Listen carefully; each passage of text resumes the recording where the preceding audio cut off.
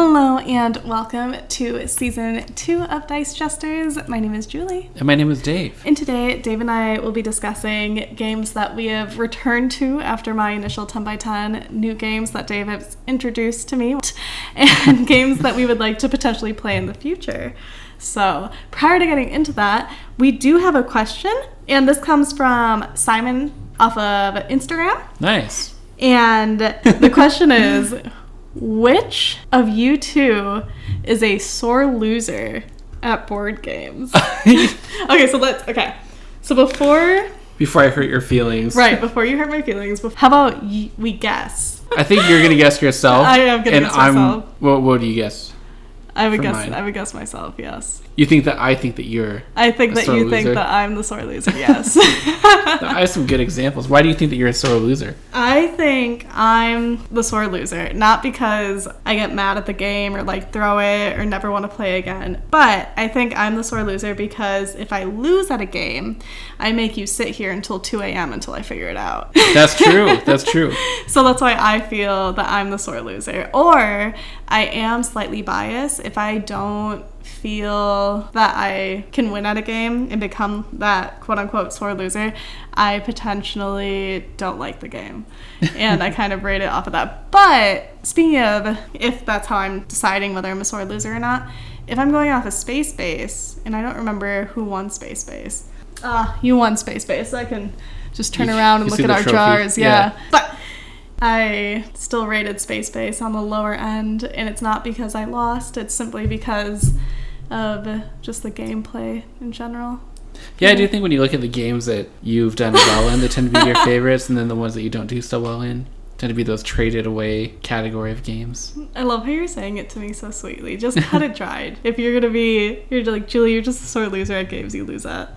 And that's fine. That's okay. Well, let me take a step back and put it into perspective. So my philosophy and outlook on games is, so when I'm teaching a new game, I will often take strategies that I wouldn't ordinarily take in order for the other person to have a chance at winning, if it's a game that I already know. And I do that with you when we're playing a game for the first time. I'll do something really bizarre in order to give you that chance, because I do think that people inherently will like a game more when they see that they have a chance to win. And I kind of want to give you that taste of victory on your first game, because that's what's going to hook you. If I come in and just completely annihilate you on game one, one of two things will happen. Okay. You'll either have a terrible time and never want to return that game, or you might see it as a challenge. Okay, what will I need to do to win? And it's too much of a risk. I don't want to risk you having such a negative experience that you never want to come back to it again. So I'll let you believe that you can win. I'll give you a couple rounds, maybe I'll give you one win, and it'll come back. And then I'll really start pushing to actually try to do well. Huh. So you're saying all of season 1, every time I won the first game, you let me win. That's what you're saying. I don't know if that's an accurate statement. But I like Azul, and you quicken the game knowing that I would win if you lengthen it, because anytime a game goes longer, I tend to win. And even though I might have the lower win percentage in Azul, I still really enjoy Azul. Personally, I don't think it's based off the game, but I do agree that I am probably the sore loser between the two, because the aspect of then wanting to win and making you play a game with me multiple times. Sorry, and then I have to change the music. I have to be like, oh, it's the soundtrack, and then I change the different music. And when I finally win, I'm just like, yes, okay, we can stop playing now. It's funny because I'm looking down the list of games that we've played on our stats. Okay. All of your favorite games, you've won at least 50%, with 2 exceptions. Oh, yes? Azul, you've won 45% of the times that we've played. I really like Azul still. And Parade. Dominion? Oh. No, Dominion, we're about 50. You're at 49%, so it's pretty close. So let's just talk about Parade for a second. Yeah. So I really do like Parade, and I don't know if it's the game itself or if it's because it is Alice in Wonderland themed. So I really love Alice in Wonderland. Growing up, Alice in Wonderland was my favorite Disney movie. It was my favorite story. Sci-Fi made a rendition of Alice where Alice was a brunette, and I related to her because she knew karate, and I was like, I could be her. Yeah. Right? So I just really like Alice in Wonderland, and I don't know if that's why I like the game. Because what happens if it was different art and it wasn't Alice in Wonderland theme? Would I still like the game? That's an interesting question. And I'm going to ask you this question now, and I want to come back to this question after we've played more games. We've delved more into the hobby, maybe after a few 10x10s. What do you think is more important in a game? The theme or its mechanics? Honestly, I can't look past the theme right now.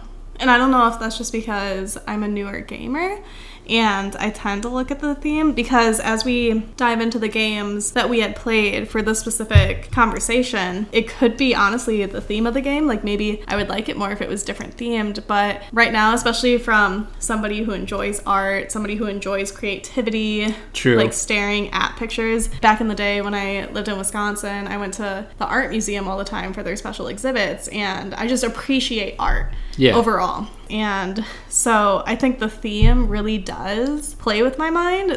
I think I am biased towards the art and the theme more so than the mechanics at this time. Who's to say that's going to change after more games we play? Maybe there's a designer that I fall in love with and I don't mind the theme of the game. I'm glad you mentioned that, because one of the designers that we'll talk about today falls into that category where his games aren't known for the strongest of theme.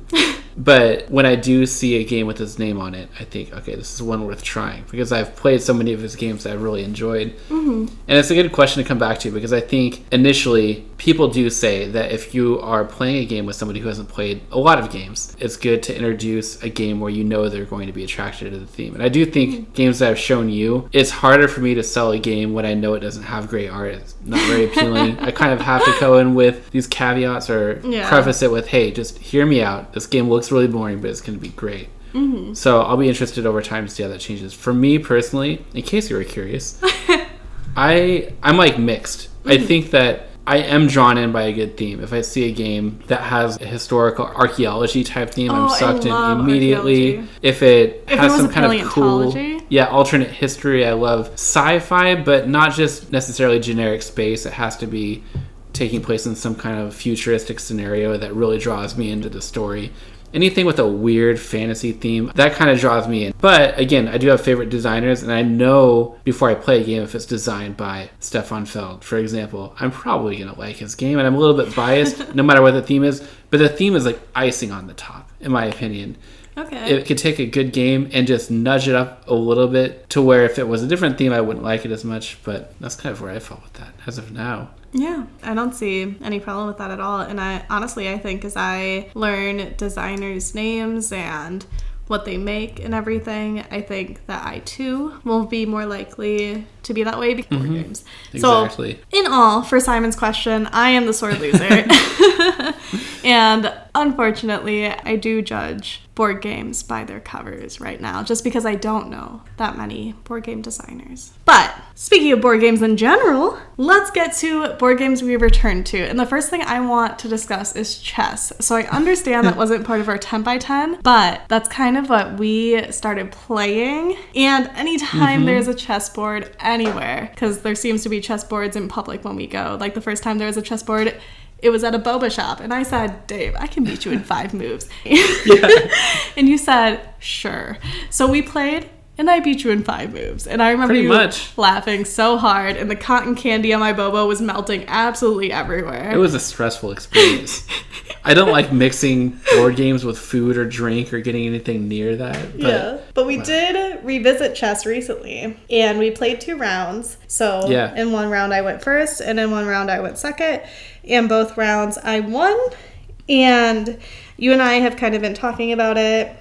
And why do you think it is that, although you can beat me in some board games, every single time we've ever picked up chess, you have always came out on the losing end? That's a really good question. I've thought a lot about this because as a kid, chess is one of the games that got me into playing board games. I've always loved the idea of getting good at chess. I've never been good at chess. And I think it's just, honestly, it's a little overwhelming. Okay. In terms of the number of strategies that you can approach. I think the fact that you have to think so many steps ahead if you're playing against somebody who knows what they're doing, my brain just comes to a paralysis. I come to a stop. I have no idea what to do at the right opening moves. I don't know mid-game strategy, how to corner the king to get into the right position. There's just too much going on. And maybe it's a little bit intimidating. And I just need to take a step back and learn how to focus my strategy and not let it overwhelm me. Here's an interesting question. Okay, so you grew up playing chess. I grew up playing chess. You're getting into modern board games. I've been into them for a while. As somebody who's been into modern games for a while now, I almost see chess as a game that not many people who are involved in the hobby are really into. It's almost like a separate hobby. It's a separate space. You have chess players and then you have board gamers. Why do you think that there's that distinction when chess really is just a board game? I think there's a distinction because, so let's give Lord of the Rings as an example. Lord of the Rings Duel for Middle-earth. There were 3 objectives. You knew what objectives to meet. Yeah. You knew how to get to those objectives, and by getting to those objectives, you knew you would win. While with chess, you could play one strategy on one person, but it couldn't work on the next. So, for example, when you play with me, I play 4 different strategies. I hide all 4 with different movements to make it seem like I'm playing a different strategy. But ultimately, I'm playing the same 4 strategies I've played my whole life. It's just, it may look different to you every single time because I may not start with the same piece every single time. Yeah. And I think with board gaming, especially how I've entered board gaming and everything, it's so different because with board games, there's a finish line. There's the, you need this. So Azul, you need a row, right? Yeah, you need a row to finish the game. Yeah. Once you get the row to finish the game, you count up your points and you're done. With chess, it's, this game can take 10 minutes or this game can take an hour. This game can be played with 5 moves. This game could be played with 40. There's no, there is an objective of taking the king, but there's so many different moves that anybody could do. You could play absolutely anybody, and it's always different. While every other game, yes, the play style of who you're playing is different, but ultimately you're going to the same goal, which is the same, if that makes sense. It does. I feel that that's the difference, because when I play these games, I don't think of chess. I think of it as a game. I'm like, oh, this is the objective. This is what I'm trying to get to. When I play chess, I'm like, this is chess. So that's just my point of view, but... Yeah. I think like when I play modern games, I play it over and over and I'm really trying to find the optimum strategy that just works. It's almost like I'm trying to solve the game. Yeah. But when I play chess, I just believe that there are so many ways to play that game. And kind of like what you were saying, it just, depending on who you're playing against, you will have to play completely differently. It'll be a different experience. Right. And I think, honestly, when it comes down to it, the reason why it could be separate too is, for a lot of people, that's just intimidating. It's an intimidating space, playing chess, because people take it so seriously. There are world tournaments. People grow up playing it. It's passed down through the generations. It's almost like this revered game of, you know, trying to beat your dad in this game that he taught to you or something. I don't know. It just is, because it's taken so seriously. Yeah. And that's the difference. I mean, I take it seriously. I add stress to you. I'm like, move already. Yeah, so, it's really stressful. Yeah, no, I get it. I think out of all the games I've ever played, chess causes me to have the highest level of analysis paralysis of any game I've ever played. Ooh, analysis paralysis. Okay, Mr. Poet, and you here we go. It. Board game vocabulary. Oh, I thought you were going to rhyme board game with something. I was like, analysis okay. Paralysis, people call it AP. It's where you basically come to a halt and you just sit and you think through your turn. Basically, it's taking forever to take your move. That's what I'm trying to say. No, that's because fine. We're thinking through everything. No, you're okay. So that leads into San Juan. We've also come back to it a few times as well since we did the original. We've played it 23 times by this point. And yeah, and I really like San Juan. I like the whole idea of being able to use the resources in your hand to build something that's in your hand. And that was a cool component for me because with the games that you did show me, that was the first time that I got to use any resource. Because prior to that, we had played Targi, and Targi, you needed the pepper, you needed the salt, the date. With this, it was you could use any card in your hand as long as you had 4 cards to build that 4-point card. Yeah. And I think with this one, I wasn't looking at the cards as what they were. I was looking at the cards more so as resources. And for me, I thought, oh, I want this many points. So to do that, I just have to spend these cards. Well, I think this is one of the games where you get distracted and what the cards do, like the abilities that they give you within the game, that it gives you those hurdles to where you look at them more instead of look at the end goal. Kind of, yeah. Well, looking at the abilities in the sense that, hey, I've got a hand of cards, and maybe I set out the game wanting to achieve a strategy, but, I have this card in my hand that lets me do this ability. Why don't I throw this down early and try to capitalize on whether it's producing additional goods or selling additional goods, or throwing down the library and taking advantage of those rolls. There's so many different things that can shift your strategy or the way that you do it. You're right, it can be distracting, but it can also nudge you in directions.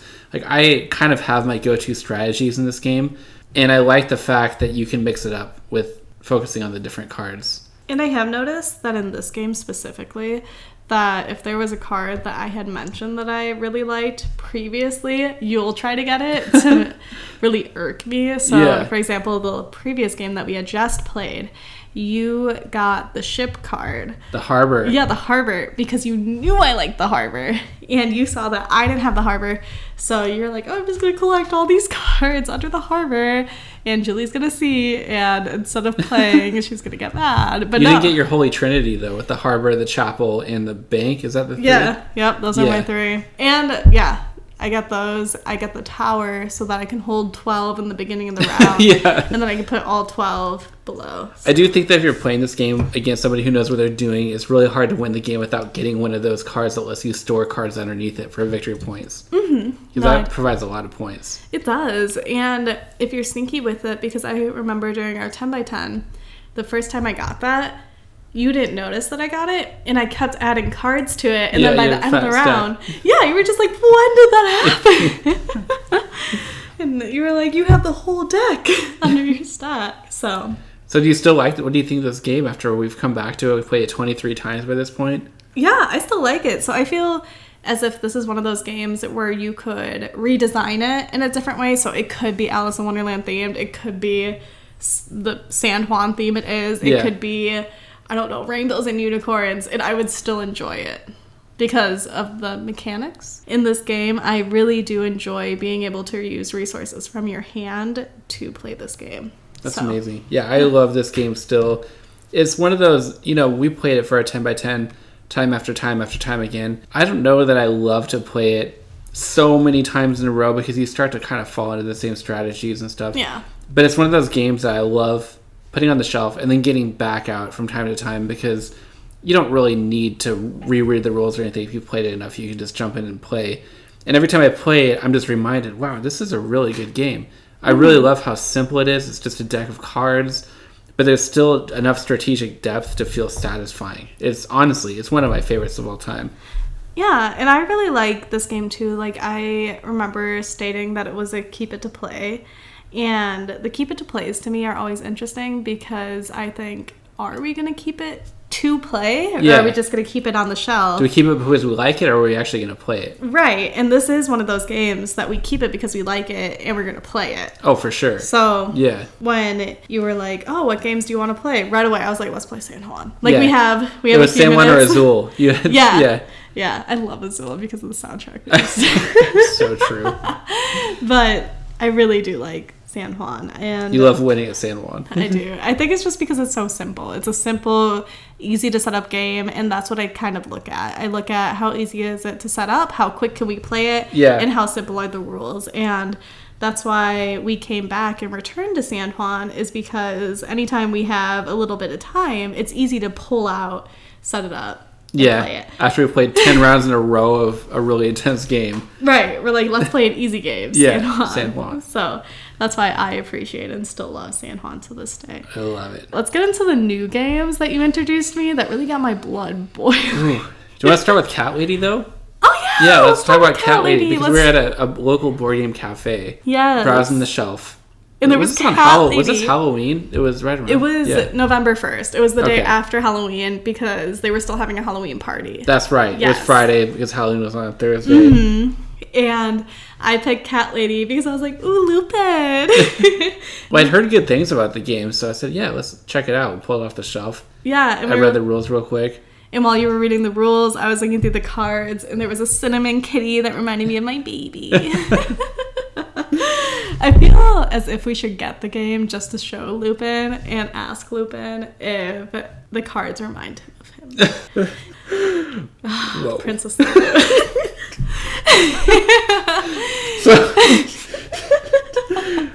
do you want to try describing the game? Do you remember much about it? It reminded me of Pralaya, honestly. Yeah. It did. So it reminded me of Pralaya, but it was different because there wasn't an island sinking or anything. And it kind of reminds me of this magic card trick that I do. That's right. That did. Yeah, I didn't think of that. Okay, well. That's so funny. I used to want to be a magician when I was a kid. I know you did. So, Cat Lady is you set up the cards and you can pick from a column or a row. Once you pick from that column or row, a component goes per that column or row. A cat. Is it a cat? Yeah. I don't know why I don't remember that. It was like a cat meeple. It was a cat meeple. Probably because it wasn't Lupin colored. Probably. It's forgettable. That's why I forgot. Yeah. Lupin's like, you may not remember any other cat but me. And I'm like, you know what, Lupin? That's A-okay with mommy. But once chosen, that cat meeple goes to that row or column, and then you cannot choose from there. And you pick cards to try to get as many matching cards as possible, and you want to feed your kitties along the way. So this game was the same. Making sure that you feed your cats. Because if you don't feed your cats, you don't get points to those cats. Yeah. And then you also, didn't you lose points for leftover food that didn't feed cats? Yeah, because that's so wasteful. Like, so cats wasteful. are going to eat it if it's just laying out, like Lupin. Mm-hmm. If it's not fridge temperature after he gets to it, he's just like, oh, this is old food. So what did you think of the game? I thought it was cute. And I really, really liked the cat theme. But with this game, I do believe that if it wasn't cat theme, I wouldn't have liked it as much. True. And I would have, because ultimately, I do like Pralaya more. I like the sinking of the island. Yeah. More than the, oh, you can't choose from this row or column now that somebody else did. Yeah. But I do like the kitties. I love the kitties. You know, I'm just a cat person, so. So they got my vote, you know. Yeah, it was all right. Like, I enjoyed playing it, but it felt so. It's one of those games that just feels like I've played this 100 times before. Yeah. I've seen the same things that this game has to offer. What I did like though is picking from the row and then placing the cat to block the other person. You can kind of do that if you saw that the other person needed something. I like trying to collect the right kinds of food resources to feed the cats and trying to get the right things into your hand. But again, it didn't feel like it brought anything new to the table, pun intended. To the table. Or I would feel the need to go pick up a copy of this to keep. It wasn't like we need to rush to go find this. Well, I think the real question is, do you think Lupin would like the game? I think he would like to knock those cubes off. That's for sure. I do like the names, though, because the cats that reminded me of Lupin was like Chairman Meow. Mm-hmm. And there was another one where it was Crown. And another one with Bunny. Oh, wait, those were the costumes. But yeah, they had like cute names. And it was just a really cute game. If you're looking for a very cute, family-friendly game where you want to share with everybody and you think everybody will like it as long as they love cats, that would definitely Which we do. We do. That would definitely be the game. I would 10 out of 10 recommend to any cat-loving individual. Agreed. But would I recommend the next games is the real question. Ooh. So these are the new games that Dave has introduced to me. So Dave has played these games previously, but obviously it's my first time playing, and that is Lost Cities and Battle Line.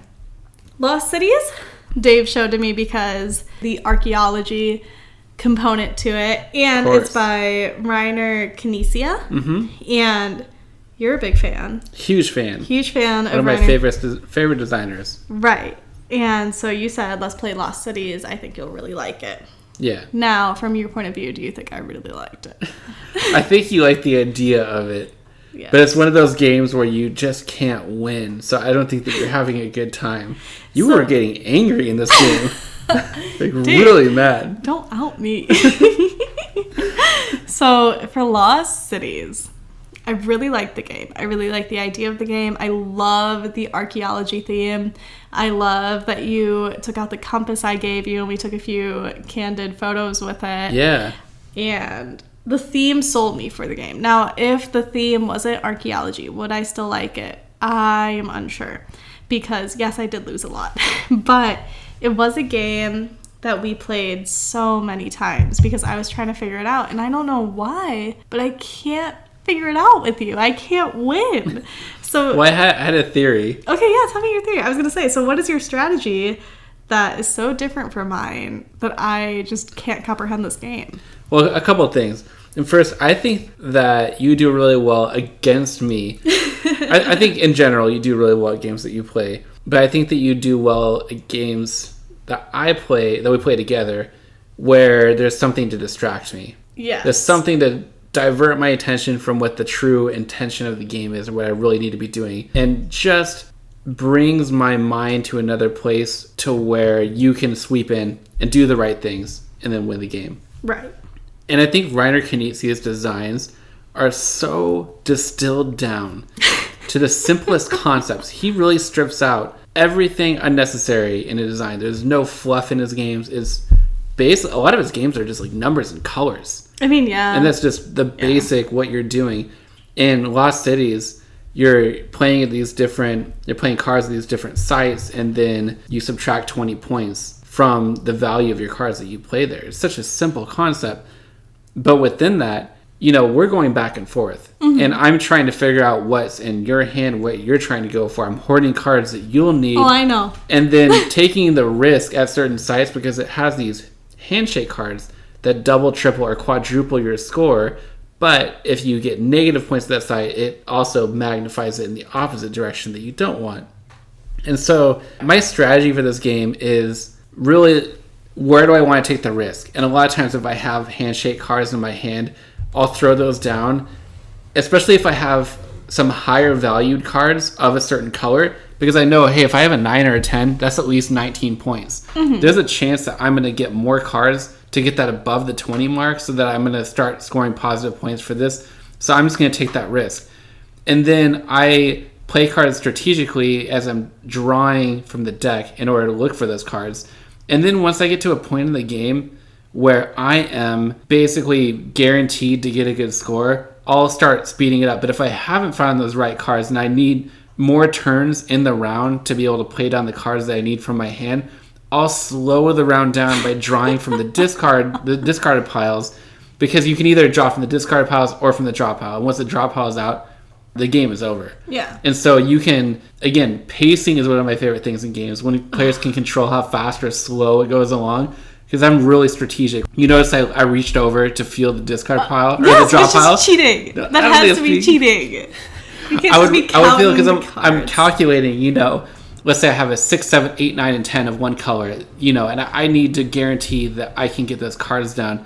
And I reach over, and there's like 4 cards left in the draw pile.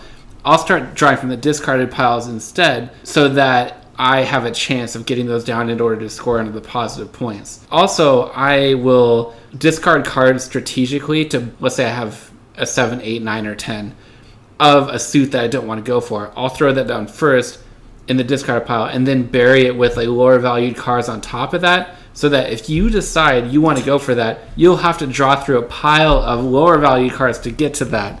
So there's a number of ways that I go with it. Yeah, but it's if such you a have simple game. 8 cards, you got 20 points automatically. You get another 20 points. You get it's true. True. It's true. I don't know, but this I really don't know. I love this. I like this game though. Even though I lost at it, I wouldn't consider myself a sore loser with this one, because I enjoy this game. And I don't know if it is because it is archaeology themed.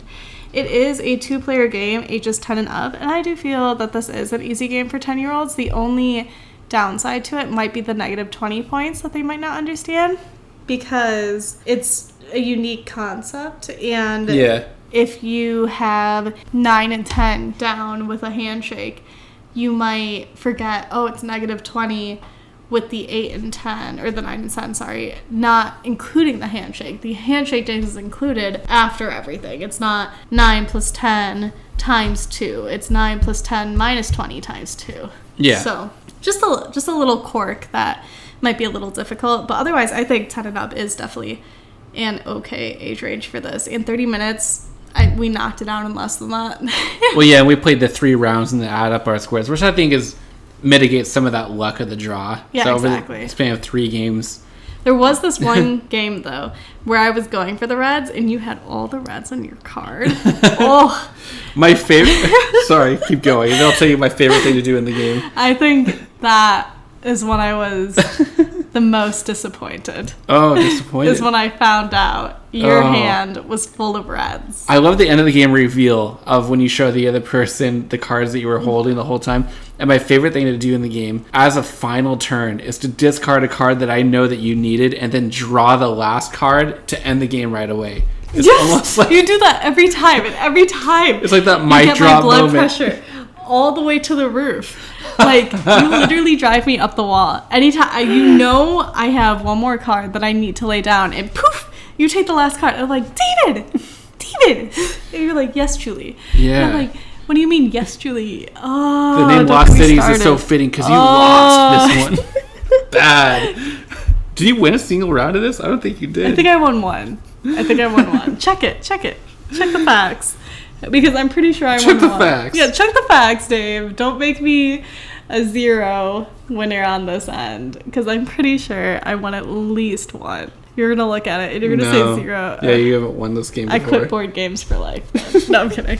I really didn't win. No, I didn't win a single one. You're thinking of our next game. You won that one a couple times. Okay, well, let's move into our next game then. So our next game is Battle Line, which is also a Reiner Knizia game. Mm-hmm. And although it's another Reiner Knizia game, I would say that out of these two, so Battle Line and Lost Cities, I still like Lost Cities more. And it's funny because I actually wanted Battle Line. And the reason that I preferred Lost Cities more is because Battle Line was really easy to learn, and honestly, it reminded me too much of poker. Yeah. With the different types of hands of cards. Mm-hmm. So the little cheat sheet that you gave me. Yeah. Or did it come with the game? Or did No, I printed that off, which I think is necessary to have some kind of ranking order so you can visually see the different types and how they rank up to each other. I do feel like that made it a lot easier to understand, especially if you don't play poker or anything like that, to have that little sheet stating this is above this and this. Mm-hmm. And even with that, this game was super easy to learn, and I do think that it's more than just your normal poker because you were laying your cards down at different pawns, or in this case known as flags, correct? Yeah. There were flags. So you could have laid down a 9 at one flag, and one person could have laid down a 6, and automatically you could have thought, oh, they're going to do 6-5-4 or 6-7-8, whatever, what have you. So maybe you thought you lost, right? But that could have been a hand where they did 6-3-1, and they would have just garbage that flag, knowing that, oh, I can't beat a 9 right now. I may never be able to beat a 9, so I'm just gonna waste this hand. Mm-hmm. And so there was a dynamic of guessing, strategy, and there was deeper components. And I don't know why I don't like this one more than Lost Cities. That's not what I would have guessed, honestly. I know you probably would have guessed that I would have loved Battle Line. You would have thought, oh, there's strategy, there's depth, there's math, there's guessing, there's card counting. There's all the things you love, Julie, and yet you pick Lost Cities. Yeah. I mean, why do you think that is? I don't know. It just, I guess it kind of just goes back to how likely am I to replay it. And if you had both these games in front of me, I would pick Lost Cities. Yeah. Even though I've never won at Lost Cities, I would still pick Lost Cities.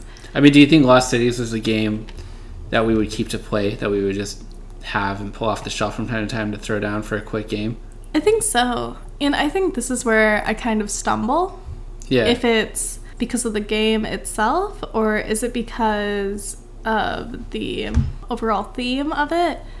But I think the reason that Battle Line created such a wall for me is because of that poker aspect. Oh, okay. Well, I think because I grew up playing some games, and my grandparents were really into card games. Mm-hmm. And they had these little handheld gaming devices that had like poker and blackjack and things. And I learned to play those games as probably too young of a kid to know how to play poker and stuff. But this game does remind me of that. But I love the fact that you have these different flags on the table, and literally all the game is taking a card from your hand and choosing one of the flags and playing it down at it. But I love the whole aspect of you claim a flag at the beginning of your turn, which is, by the way, it's an alternate rule. It's an advanced rule, but I think that it's better because it allows your opponent time to respond to the cards that you've played. Mm-hmm. So I love the fact that at the beginning of your turn, if you can prove that the other person cannot beat your hand of cards at that flag of 3 cards, that you can claim that flag. And it's fun to be able to do that with the cards on the table, or I will play a card at a different flag so that it's open information, so that now I know that you can't beat me at that particular spot. And so there's this card counting aspect. There's also strategically, I'll look at my hand and think, what is the likeliness that I will draw another card to complete this flush of like a 6, 7, or 8, or 8, 9, and 10 or something? Or do I want to play it safe and bet maybe I'll draw 3 6s? But either way, you have to pick which flag you're going to play it at. And you might play a really strong one at a position where you know that you might get a card to the left or right of it in order to complete the 3. So you win if you get 3 flags in a row or 5 total. So you'll try to play stronger hands close to each other, and then you'll watch where the opponent's playing their cards, and you might try to beat their hand at that spot, or go somewhere completely different to try to go over here. So there's what I love about random currency games, and this is what I'm getting at, is they are so simple. Yes, they are simple. Very distilled down, like I said, to the point where you almost feel like the first time you play his games that you've missed something. Like, I have heard, this was my first impression of Battle Line when I played it years ago. Okay. And you saw this game was worn out. I've played this game so much over the years. This game is well loved, yes. Well loved. And it's been re-implemented. I think Shot and Totten is the more recent version. I've played that, but Battle Line is still my favorite. But when I first played it, I thought, okay, I saw this at every top recommended 2-player game list I've ever seen. And it was just all right. Okay, I'm just playing down cards and then seeing if I beat somebody's hand and then claiming flags. Like, this isn't that exciting. But his games, like, the more you play it, the more you realize the strategic depth of what there is within a really simple rule set in terms of how you can interact with those simple rules, how you can, the different play styles that you can play with, almost like chess. Very simple rules, you learn how the pieces move, but it's how you interact with the board and those pieces and the person that you're playing with that makes it interesting. And all of his games have that similar feeling. To where Battle Line, you can play really simply, you can card count as deep as you want to, you can analyze what the other person's doing, or you can just do random stuff. All of those are viable strategies, but every time you play, it's like you feel like, okay, I'm discovering more and more of this really smart game design. I really think that his game designs are very, very smart. And Lost Cities, although it is a simpler rule set and a more lighthearted game, so I think that game has strategic depth too in terms of what you can do, the decisions that you make early on, how you go for the different colors and so forth. I do think out of the 2, Battle Line and Lost Cities, Battle Line is probably the better design and the one that I like the most, but Lost Cities is kind of more fun, if that makes sense. No, that makes sense. Yeah. Yeah, but I really like Battle Line. I'm surprised that you didn't like it, though, because before I showed it to you, I was like, she's going to love it because it has all these things that she likes. The reason that it's not my favorite over the 2 is because I worked at a casino. Yeah, very negative connotations. Yeah, I think that's what it is.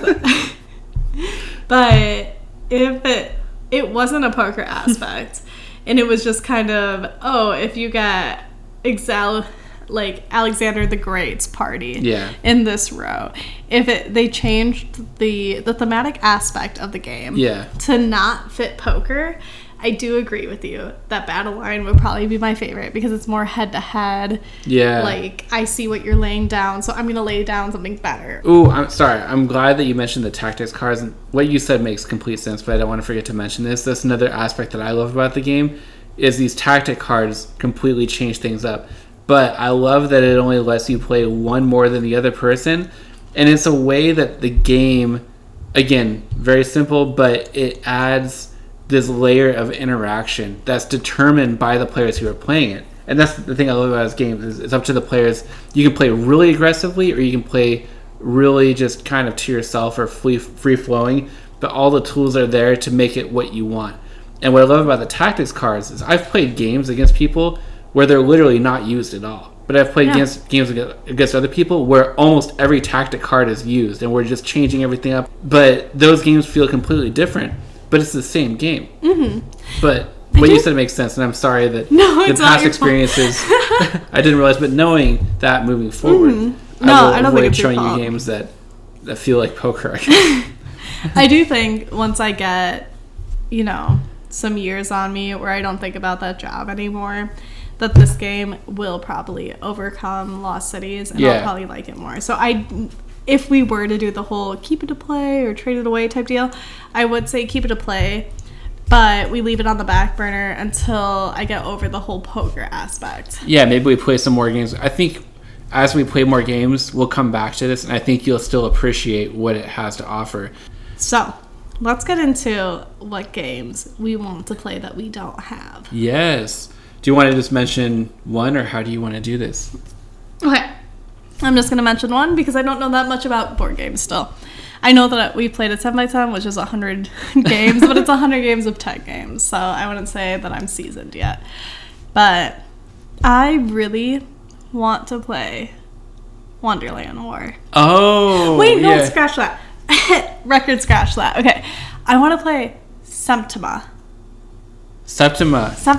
Yes. I want to play that. What do you know about this game? I don't know anything about the game. I just know it's witch themed, and I really want to play it. I do want to play Wonderland Wars, though, because it's Alice in Wonderland themed. And see, here I am going down the rabbit hole of just thematic, where I want to play it because it's a theme that I know and love. And Septima is a witchy theme, which personally I love, so that's why I want to play it. And then, of course, Wonderland Wars is Alice in Wonderland, which I want to play it. But both games...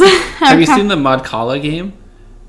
I have seen that game. That looks really cool, too. I do want to play that as well.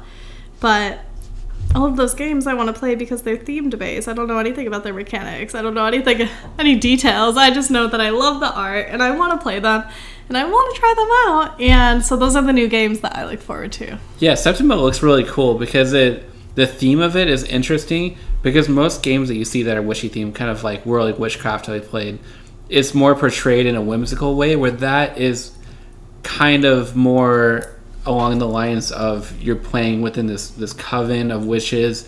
And I think it maybe highlights some of the more historical aspects of witchcraft or something, but it's not cool. It's not portrayed in a whimsical, cartoony kind of way. So I thought that was really fascinating, and it's made by Mind Clash Games, which I've always wanted to dive into their games and check them out because they're heavier, more strategic, but one of those types of games that I haven't had the chance or had the right people to play with. So we should definitely check that out. And do you know, and I know this might be a question that you may not know, and which is completely okay because I don't even know, but the games that I had mentioned, do you know if they're 2-player games? So Wonderland War, I know I've looked it up, and it's not great with 2 players from what I remember.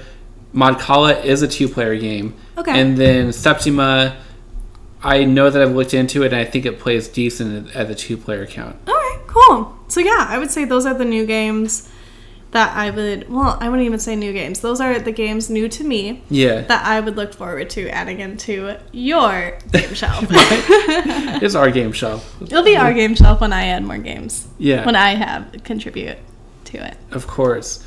I would say the number one game on my radar right now is Civolution. I think I pronounced that right. It's like civilization or evolution. So this is a game by Stefan Feld, who is my favorite designer of all time. Okay. And I'm interested in it for a couple of reasons. Number one, for the designer. But number two, it kind of has this futuristic sci-fi civilization building theme where you play deities that are controlling different, basically evolving different populations on islands and developing technologies and stuff. It has some aspects of tech trees, of getting good at certain things, which is something that I love. I think it has card play and management. It has dice, I believe. I don't know. I see the name Stefan Feld on the game box, and I'm all in. But this one looks really cool. It's on the much heavier side. I think out of the 1 to 5 scale on BGG for complexity is like a 4 point something, so it's leaning into the really heavy, which I'm really fascinated by that. Yeah. So I would say that is a top game. And also, Mon Cala, I actually am really interested in as well. Okay, so can I just go on off, like, a little side quest with Mon Cala real quick? Yeah. So I thought I was really good at Mon Cala, right? And then I'm playing my friend, and she's like, oh, I like Mon Cala too. She beat me every time. Every time. I don't know how I lost. It's such a simple game. I lost every time, David. That's so funny. Every time. That's hilarious. Okay, I apologize, but go on. And then I guess a couple of other games that I've never played that I've always wanted to play. I'll name a few. And I think that most of them are by Uwe Rosenberg, which is a reason why I added 2 of his games to this 10x10, so I have a chance to play his games more in depth. I've played a couple of them very lightly, maybe 1 or 2 times. But I really want to try A Feast for Odin, which is a really big, sprawling worker placement game with all kinds of stuff going on. I want to play Caverna, which is a sequel to Agricola, which is on this list. And I don't know, I think just any of his games, honestly, would be ones that I would really want to try. Oh, not Feast for Odin. So those are just a handful of games that have been on my radar for a while, or new with Civolution, but ones that I can't wait for us to try. Yeah, I'm so sorry, but I haven't heard of those games, but I'm sure I would like the games that you had mentioned. I suspect that you would. There's no poker in those games. There's no poker in that. But well, I'm so excited. No, I'm so excited. So thank you so much for not only revisiting a couple games with me, but also showing me some new games and discussing some potential future games with me. Of course. I love playing games with you. Of course. And thank you so much for joining us today. If you would like to send in a question or questions for future episodes, you can either direct message us on Instagram. Our Instagram is Dice Jesters, or you can email us at thedicejesters@gmail.com. We are also found on Patreon, where you can find bloopers, extra videos, find the Art 2-Hour podcast and YouTube content there as well. You could join for free or support us if you wish there. And thank you so much for joining us. Until next time.